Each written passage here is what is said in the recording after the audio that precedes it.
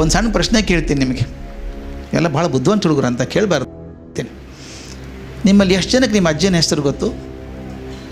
ನಿಮ್ಮ ಅಜ್ಜ, ತಂದೆ ಎಲ್ಲರೂ ಗೊತ್ತಿರಬೇಕಲ್ಲ. ಅಜ್ಜನ ಹೆಸರು ಗೊತ್ತಿಲ್ಲೇನ? ತಂದೆ ಹೆಸರು. ಹಾಂ, ಓಕೆ, ಎಲ್ಲ ಬುದ್ಧಿವಂತ ಕೈ ಬಿಡಿ. ಅಜ್ಜನ ತಂದೆ ಹೆಸರು ಎಷ್ಟು ಜನ ಗೊತ್ತಿದೆ? ಅಡ್ಡಿಲ್ಲ, ಗುಡ್. ನಾನು ಕಾಲೇಜಲ್ಲಿದ್ದಾಗ ಕೇಳಿದ್ದೆ ಇದನ್ನು. ನಾವು ಹುಡುಗರಿಗೆ BSc ಹುಡುಗರಿಗೆ ಮಾಡಬೇಕಾದ್ರೆ ಪಾಠ ಮಾಡ್ತಾ ಕೇಳಿದೆ, ನಿಮ್ಮಲ್ಲಿ ಎಷ್ಟು ಜನಕ್ಕೆ ನಿಮ್ಮ ಅಜ್ಜನ ಹೆಸರು ಗೊತ್ತು ಅಂತ. ಭಾಳ ಜನ ಗೊತ್ತಿರಲಿಲ್ಲ, ನಿಮ್ಮಷ್ಟು ಬುದ್ಧಿವಂತರಿರಲಿಲ್ಲ ಅವರು. ನಾನು ಕೇಳಿದೆ, ಆಶ್ಚರ್ಯ ಅಲ್ವಾ, ನಿಮ್ಮ ಅಜ್ಜನ ಹೆಸರೇ ಗೊತ್ತಿಲ್ಲ ನಿಮಗೆ, ಯಾಕೆ? ನಾನು ಕೇಳಿದೆ, ನಿಮ್ಮ ಅಜ್ಜನ ಯಾಕೆ ಗೊತ್ತಿಲ್ಲ ಅಂತ ಕೇಳಿದೆ. ಒಬ್ಬ ಹುಡುಗಿ ಎದ್ದು ನಿಂತು ಏನು ಹೇಳಿದೆ ಗೊತ್ತಾ ನನಗೆ? ಏನು ಪ್ರಯೋಜನ ಬಿಡಿ ಸರ್ ಅನ್ಲು. ನಾಂದೆ, ಅಲ್ಲಮ್ಮ, ನಮ್ಮ ಅಜ್ಜನ ಹೆಸರು ಕೇಳ್ತಾ ಇಲ್ಲ, ನಿಮ್ಮ ಅಜ್ಜನ ಹೆಸರು ಏನು ಪ್ರಯೋಜನ ಅಂತೀಯಲ್ಲ ಅಂದೆ. ಆಕೆ ಏನು ಹೇಳಬೇಕು ಗೊತ್ತಾ? ಬಿಡಿ ಸರ್, ಏನು ದೊಡ್ಡ ಸಾಧನೆ ಮಾಡಿದಾರೆ ನೆನ್ಪಿಡ್ಬೇಕು ಸರ್ ಅನ್ಲು. ಆಕೆ ಕೋಪ ನೋಡಿ, ಆಗಿಬಿಡು ಮತ್ತೆ ಸುಮ್ಮನೆ ಕೂತ್ಕೋ ಅಂತ ಹೇಳಿದೆ. ಉಳಿದವ್ರಿಗೆಲ್ಲ ಹೇಳಿದೆ, ಇಲ್ಲಿ ನೋಡಿ, ಇನ್ನು ಕೆಲವು ಹೆಸರು ಹೇಳ್ತಾ ಹೋಗ್ತೀನಿ, ಗೊತ್ತಿದ್ದರೆ ಕೈ ಎತ್ತಿ, ಇದ್ರ ತಲೆ ಕೆಡಿಸ್ಕೋಬೇಡಿ. ನಿಮಗೂ ಹೇಳ್ಬೋದಾ? ಇನ್ನು ಕೆಲವು ಹೆಸರು ಹೇಳ್ತಾ ಹೋಗ್ತೀನಿ, ಗೊತ್ತಿದ್ದರೆ ಕೈ ಎತ್ತಿ, ಇದರೇನು ತಕರಾರಿಲ್ಲ. ಅಯೋಧ್ಯ ರಾಮ ಗೊತ್ತಾ? ರಾಮ ಗೊತ್ತಾ? ಗೊತ್ತು.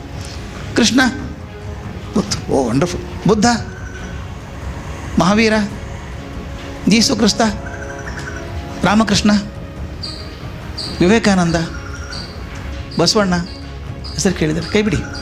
ನನಗೆ ತಕರಾರು ಬಂತು ನೋಡಿ. ಈಗ ನಮ್ಮ ಹುಡುಗರು ಹಿಂಗೆ ಮಾಡಿದ್ರು, ಎಲ್ಲರೂ ಗೊತ್ತಂತ ಕೈ ಎತ್ತಿದ್ರು. ನನಗೆ ಬಲೆ ಫಜೀತಿ ಆಗಿಬಿಡ್ತು. ನಾ ಹೇಳಿದೆ, ನೋಡಿ, ಇಷ್ಟು ಮಂದಿ ಹೆಸರು ಹೇಳಿದ್ನಲ್ಲ, ರಾಮನಿಂದ ಹಿಡ್ಕೊಂಡು ಬಸವಣ್ಣವ್ರ ತನಕ ಹೆಸರು ಹೇಳಿದ್ನಲ್ಲ, ಇವ್ರು ಯಾರ ಮೊಮ್ಮಗನೂ ನಾನಲ್ಲ. ಹೌದು ತಾನೆ?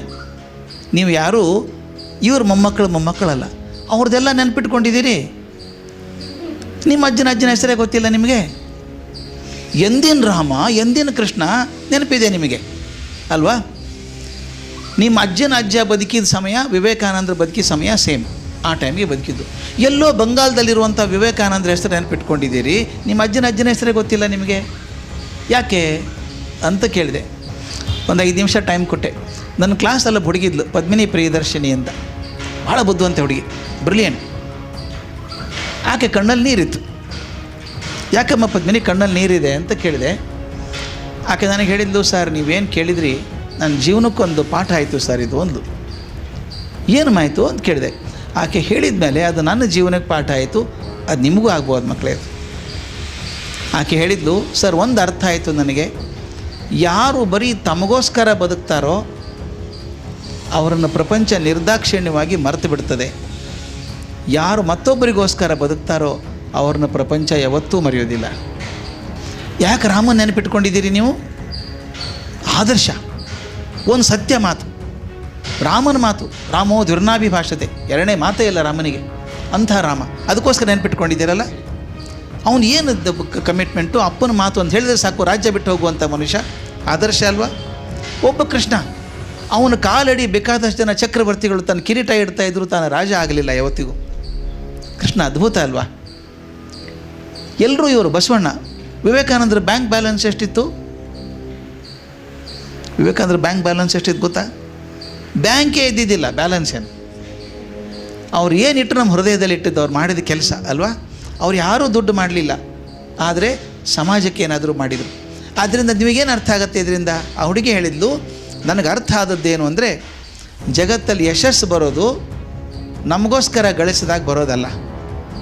ನನಗೋಸ್ಕರ ಮಾಡಿಕೊಂಡ್ರೆ ಜಗತ್ತು ಯಾವತ್ತೂ ನಿಮ್ಮನ್ನು ನೆನಪಿಡಲ್ಲ. ಸಮಾಜಕ್ಕೂ ಏನಾದರೂ ಮಾಡಿದಾಗ ನಿಮ್ಮನ್ನು ಯಾರೂ ಮರೆಯೋದಿಲ್ಲ. ಅದು ಯಶಸ್ಸಾಗಬೇಕಾದ್ರೆ ನಿಮ್ಮ ಮಾರ್ಕ್ಸ್ ಕಾರ್ಡಿಂದ ಆಗೋಲ್ಲ, ನಿಮ್ಮ ಬ್ಯಾಂಕ್ ಬ್ಯಾಲೆನ್ಸಿಂದ ಆಗೋಲ್ಲ. ನೀವು ಸಮಾಜಕ್ಕೆ ಏನು ಕೊಡ್ತೀರಿ ಅನ್ನೋದ್ರ ಮೇಲೆ ನಿಮ್ಮ ಜೀವನದ ಯಶಸ್ಸಾಗ್ತದೆ. ಅದನ್ನು ಬೆನ್ನು ಹತ್ತಬೇಕು ನೀವು.